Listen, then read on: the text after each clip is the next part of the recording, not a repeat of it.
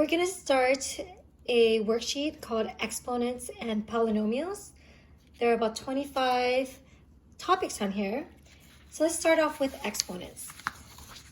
Rules of exponents. So there are rules to everything that we do in math. And one of the things I love about mathematics is that the rules always stay consistent. There are no exceptions to the rules. So if you follow these rules, you'll be in good shape. The first rule of exponents is called the product rule. And the product rule says that if you have a to the m times a to the n, so notice it's multiplying, that's why it's called product rule. When you're multiplying two things where the bases are the same, and then you have these exponents, then the answer is going to be that the base stays the same, and then you add the exponents. So that's the main idea. So when you're multiplying two things with the same base, then your answer is going to be one base where you add the exponents. So this is the main idea of the product rule. Now let's look at a few examples of that. So for an example, if I had,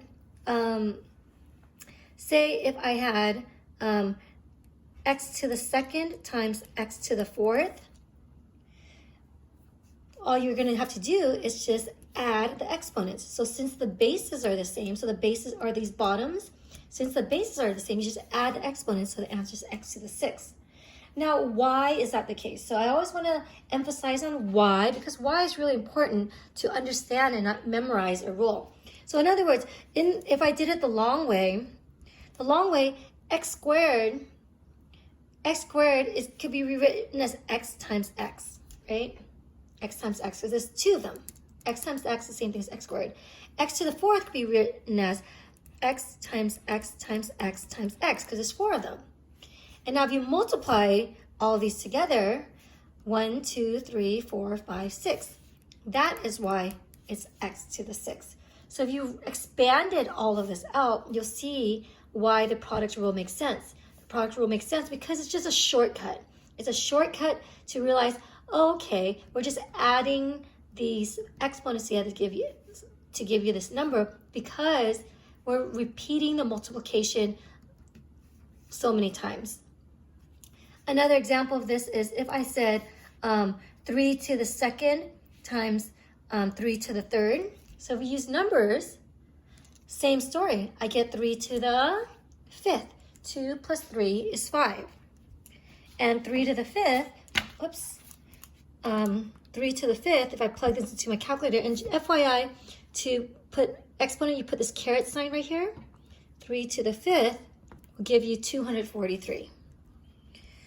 So that's the answer to that. But why is it the case? Well, let me show you the long way of doing it. 3 times 3, 3 squared is the same thing as 3 times 3, right?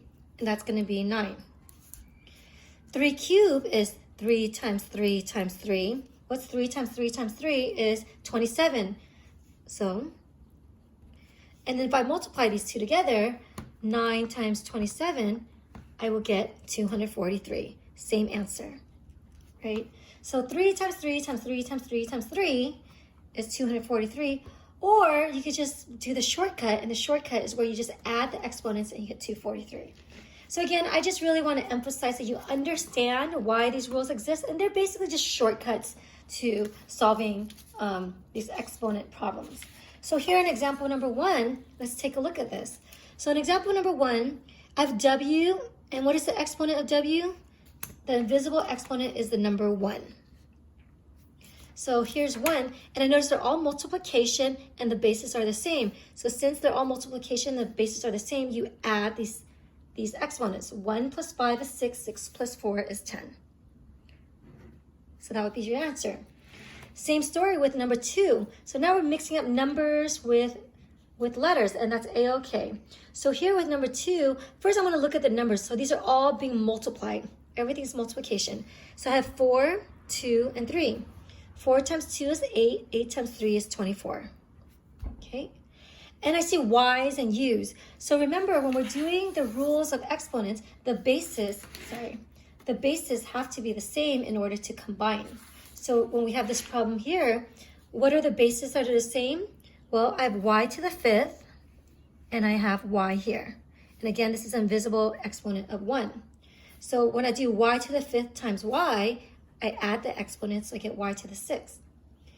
Next up, I have u to the 5th and u to the 4th. U to the 5th times u to the 4th, same base, so I add the exponents, so I get u to the 9th. And that would be the final answer.